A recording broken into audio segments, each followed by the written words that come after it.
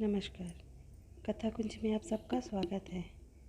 आज जो कहानी आप सुनने जा रहे हैं उसका शीर्षक है इस्तीफ़ा, जो कि मुंशी प्रेमचंद्र द्वारा लिखित है।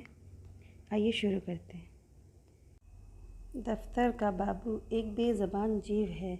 मज़दूरों को आंखें दिखाओ तो वह त्योरियां बदलकर खड़ा हो जाए।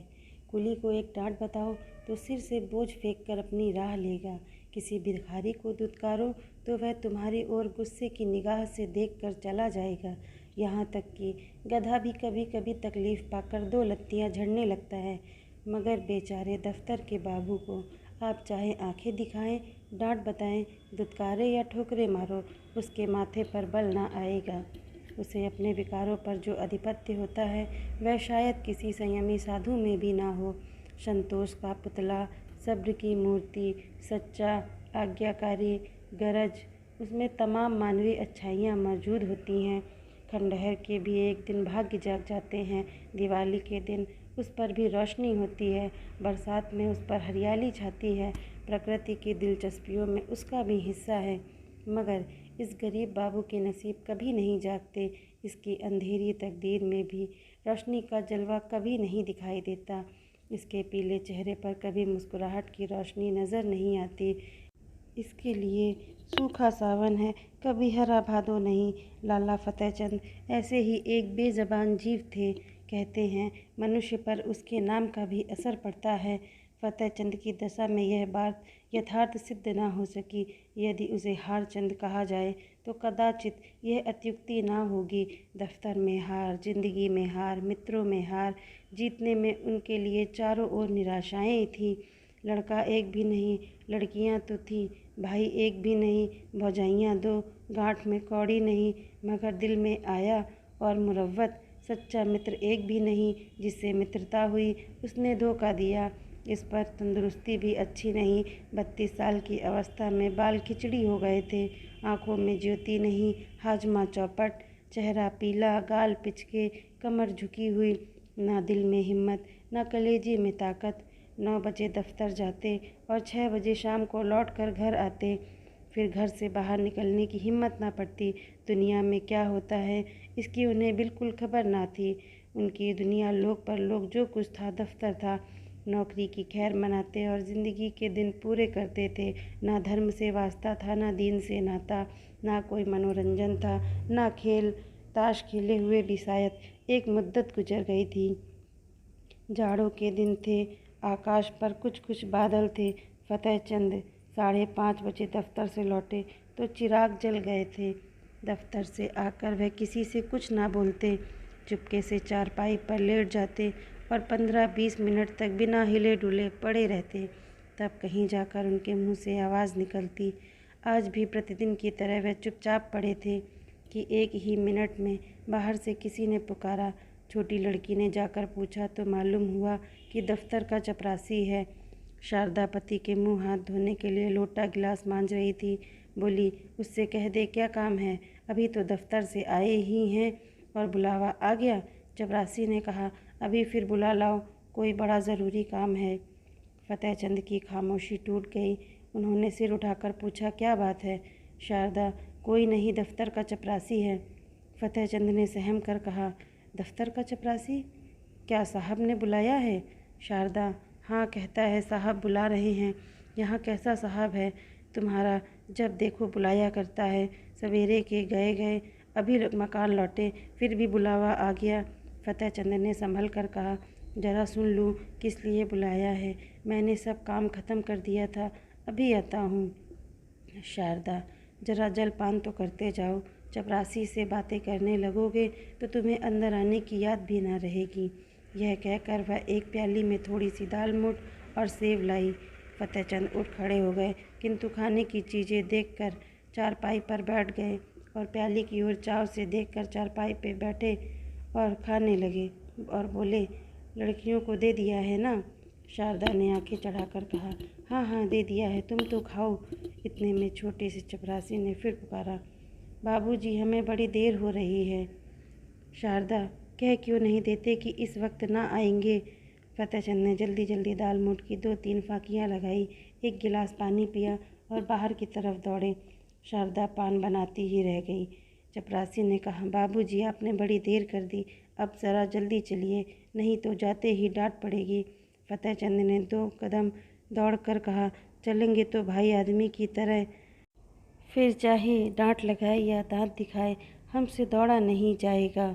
बंगले पर ही है ना? चपरासी, भला वह दफ्तर क्यों आने लगा? बादशाह है कि दिल लगी? चपरासी तेज चलने का आदी था। बेचारे बाबू फतेहचंद धीरे धीरे जाते थे। थोड़ी ही दूर चलकर हाँफ उठे, मगर मर्द तो थे ही, यह कैसे कहते कि भाई जरा और धीरे चलो। हिम्मत करके कदम उठाते जाते थे, यहाँ तक कि जांघों में दर्द होने लगा था और आधा रास्ता खत्म होते होते पैरों ने उठने से इनकार कर दिया। सारा शरीर पसीने से तर हो गया था, सिर में चक्कर आ गया, आँखों के सामने तितलियाँ उड़ने लगीं। चपरासी ने ललकारा, जरा कदम बढ़ाए चलो बाबू। फतेहचंद बड़ी मुश्किल से बोले, तुम जाओ, मैं आता हूँ।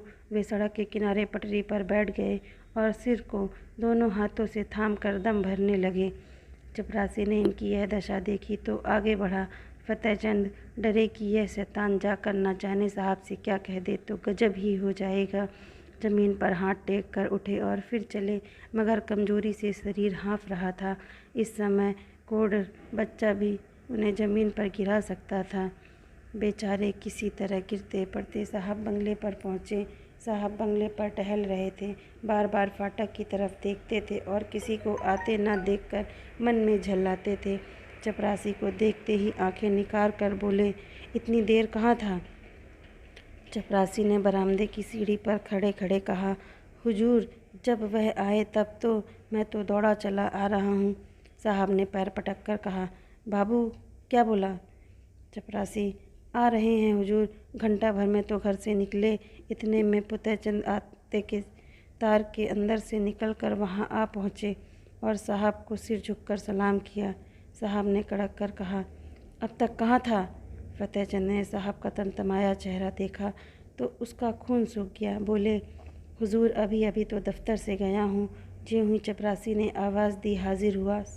साहब झूठ बोलता है, झूठ बोलता है, हम घंटे भर से खड़ा है। फतेहचंद, हुजूर मैं झूठ नहीं बोलता, आने में जितनी देर हो गई, मगर घर से चलने में मुझे बिल्कुल देर नहीं हुई थी। साहब ने हाथ की छड़ी घुमाकर कहा, चुप रह सुअर, हम घंटे भर से यहाँ खड़े हैं, अपना कान पकड़ो। फतेहचंद ने खून का घूंट पीकर कहा, हुजूर मुझे 10 साल काम करते हो गया, कभी। साहब, चुप रह सुअर, हम कहता है कि अपना कान पकड़ो। फतेहचंद, जब मैंने कोई कसूर किया हो तो। साहब, चपरासी इस सुअर का कान पकड़ो। चपरासी ने दबी जबान से कहा, हुजूर यह मेरे भी अफसर हैं, मैं इनका कान कैसे पकड़ूं? साहब, हम कहता है इसका कान पकड़ो, नहीं हम तुमको हंटरों से मारेगा। चपरासी, हुजूर मैं यहाँ नौकरी करने आया हूँ, मार खाने नहीं, मैं भी इज्जतदार आदमी हूँ। हुजूर अपनी नौकरी ले लो, आप जो हुक्म दें वह बजा लाने को हाजिर हूँ, लेकिन किसी की इज्जत नहीं बिगाड़ सकता। नौकरी तो 4 दिन की है, 4 दिन के लिए क्यों जमाने भर से बिगाड़ करें? साहब अब क्रोध को बर्दाश्त ना कर सके, हंटर लेकर दौड़े। चपरासी ने देखा यहाँ खड़े रहने में खैरियत नहीं है तो भाग खड़ा हुआ। फतेहचंद अभी चुपचाप खड़ा था। चपरासी को ना पाकर उनके पास आया और उनके दोनों कान पकड़कर हिला दिया। बोला, तुम सुअर गुस्ताखी करता है, जाकर ऑफिस से फाइल लाओ। फतेहचंद ने कान हिलाते हुए कहा, कौन सा फाइल? तुम बहरा है, सुनता नहीं, हम फाइल मांगता है। फतेहचंद ने किसी तरह दिलेर होकर कहा, आप कौन सा फाइल मांगते हैं?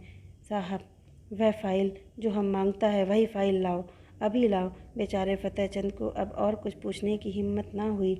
साहब बहादुर एक तो यूं ही तेज मिजाज थे, इस पर हुकूमत का घमंड और सबसे बढ़कर शराब का नशा। हंटर लेकर पिल पड़ते तो बेचारा क्या कर लेता।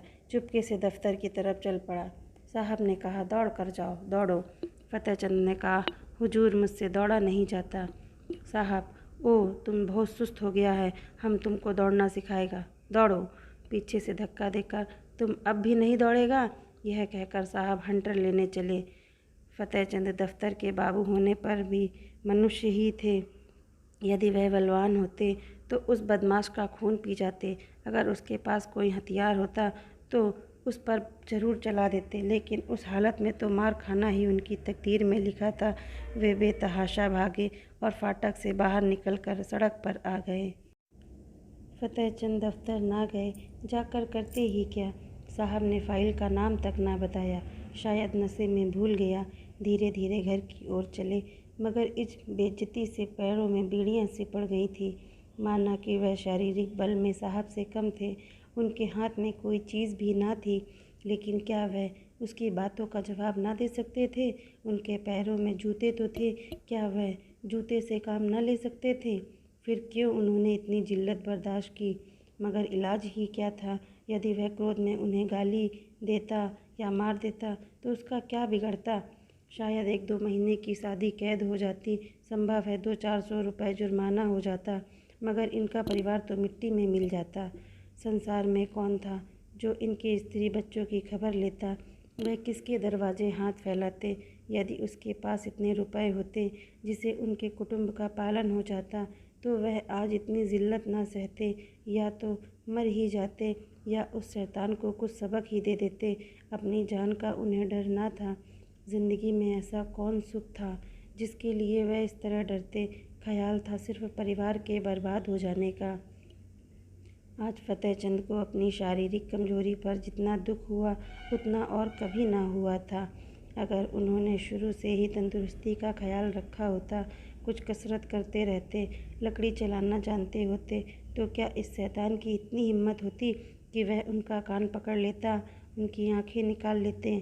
कम से कम उन्हें घर से एक छुरी लेकर चलना चाहिए था, और ना होता तो 2-4 हाथ जमाते ही पीछे देखा जाता, जेल जाना ही होता और कुछ।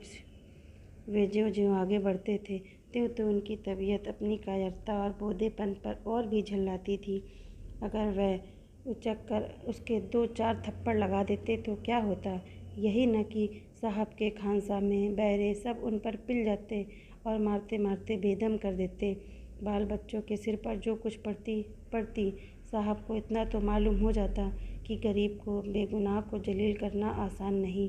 आखिर आज मैं मर जाऊं तो क्या हो, तब कौन मेरे बच्चों का पालन करेगा।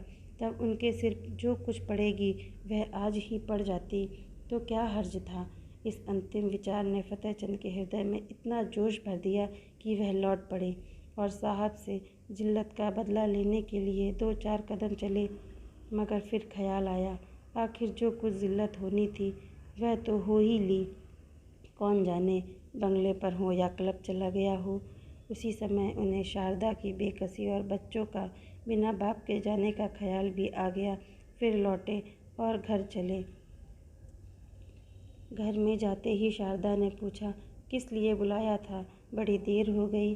फतेहचंद ने चारपाई पर लेटते हुए कहा, नशे की सनक थी और क्या। शैतान ने मुझे गालियाँ दी, जलील किया, बस यही रट लगाए हुआ था कि देर क्यों की। निर्दयी ने चपरासी से मेरा कान पकड़ने को कहा। शारदा ने गुस्से में आकर कहा, तुमने एक जूता उतार कर नहीं दिया सुअर को। फतेहचंद, चपरासी बहुत शरीफ है, उसने साफ कह दिया, हुजूर मुझसे यह काम ना होगा। मैंने भले आदमियों की इज्जत उतारने के लिए नौकरी नहीं की है। वह उसी वक्त सलाम करके चला गया। शारदा, यही बहादुरी है, तुमने उस साहब को क्यों नहीं फटकारा। फतेहचंद, फटकारा क्यों नहीं, मैंने भी खूब समाई। वह छड़ी लेकर दौड़ा, मैंने भी जूता संभाला, उसने मुझे छड़ियाँ जमाई, मैंने भी कई जूते लगाए। शारदा ने खुश होकर कहा, सच, इतना सुन्नू हो गया होगा उसका। फतेहचंद, चेहरे पर झाड़ू सी फिरी हुई थी। शारदा, बड़ा अच्छा काम किया तुमने, और मारना चाहिए था। मैं होती तो बिना जान लिए न छोड़ती। फतेहचंद, मार तो आया हूँ, लेकिन अब खैरियत नहीं है, देखो क्या नतीजा होता है। नौकरी तो जाएगी ही, शायद सज़ा भी काटनी पड़े। शारदा, सज़ा क्यों काटनी पड़ेगी, क्या कोई इंसाफ करने वाला नहीं है। उसने क्यों गालियाँ दी, क्यों छड़ी जमाई। फतेहचंद, उसके सामने मेरी कौन सुनेगा, अदालत भी उसी की तरफ हो जाएगी।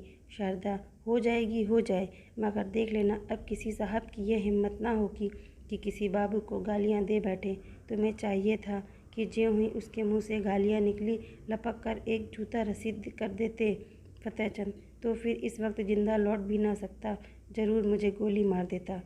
शारदा देखी जाती, फतेहचंद ने मुस्कुरा कर कहा। फिर तुम लोग कहाँ जाते? शारदा, जहाँ ईश्वर की मर्जी होती। आदमी के लिए सबसे बड़ी चीज़ इज्जत है। इज्जत गवा कर बाल बच्चों की परवरिश नहीं की जाती। तुम उस शैतान को मार कर आए हो तो मैं गुरूर से फूले नहीं समाती।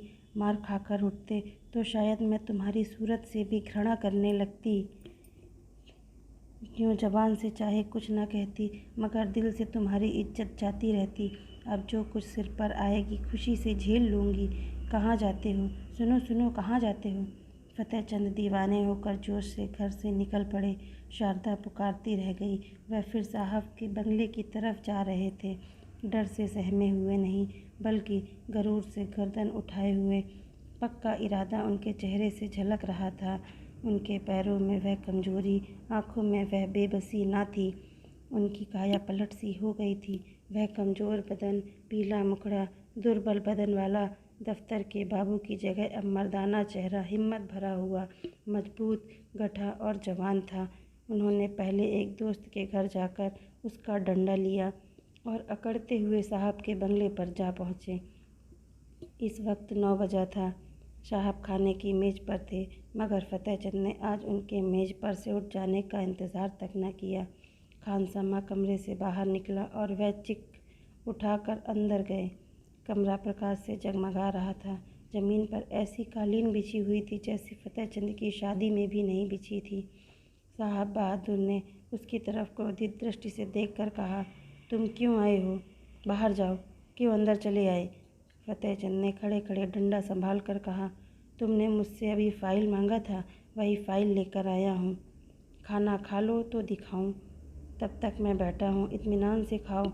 शायद वह तुम्हारा आखिरी खाना होगा, इसी कारण खूब पेट भरकर खा लो। साहब सन्नाटे में आ गए। फतेहचंद की तरफ डर और क्रोध की दृष्टि से देखकर काँप उठे। फतेहचंद के चेहरे पर पक्का इरादा झलक रहा था। साहब समझ गए, यह मनुष्य इस समय मरने मारने के लिए तैयार होकर आया है। ताकत में फतेहचंद उनसे पासंग भी नहीं था, लेकिन यह निश्चय था कि वह ईंट का जवाब पत्थर से नहीं बल्कि लोहे से देने के तैयार था। यदि वह फतेहचंद को बुला भला कहते तो क्या आश्चर्य है कि वह डंडा लेकर पिल पड़े। हाथापाई करने में यद्यपि उन्हें जीतने में जरा भी संदेह न था, लेकिन बैठे बिठाए डंडे खाने भी तो कोई बुद्धिमानी नहीं है। कुत्ते को आप डंडे से मारिए, टुकराइए, जो चाहे कीजिए, मगर उसी समय तक, जब तक वह गुर्राता नहीं। एक बार गुर्रा कर दौड़ पड़े तो फिर देखें आपकी हिम्मत कहाँ चली जाती है। यही हाल उस वक्त साहब बहादुर का था। जब तक यकीन था कि फतेहचंद घुड़की, गाली, हंटर, ठाकर सब खामोशी से सह लेगा, तब तक आप शेर थे। अब वह त्योरियां बदले, डंडा संभाले बिल्ली की तरह घात लगाए खड़ा था। जवान से कोई कड़ा शब्द निकला और उसने डंडा चलाया। वह अधिक से अधिक उसे बर्खास्त कर सकता है, अगर मारते तो मार खाने का भी डर था। उस पर फौजदारी में मुकदमा दायर हो जाने का संदेशा।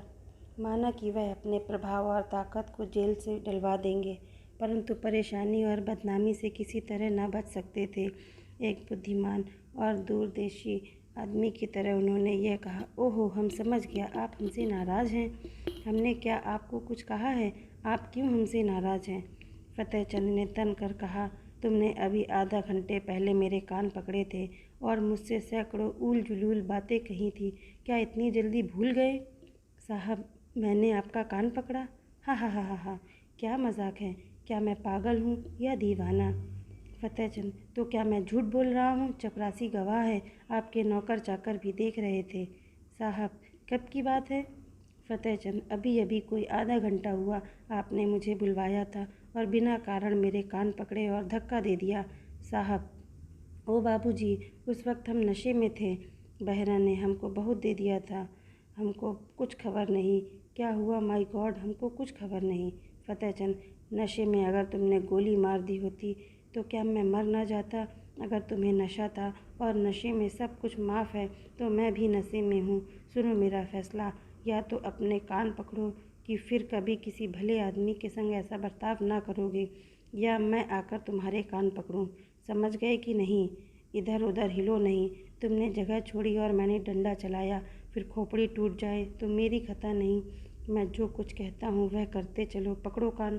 साहब ने बनावटी हंसी हंसकर कहा। वेल बाबूजी, आप बहुत दिल लगी करता है। अगर हमने आपको बुरा बात कहा तो हम आपसे माफ़ी मांगता है।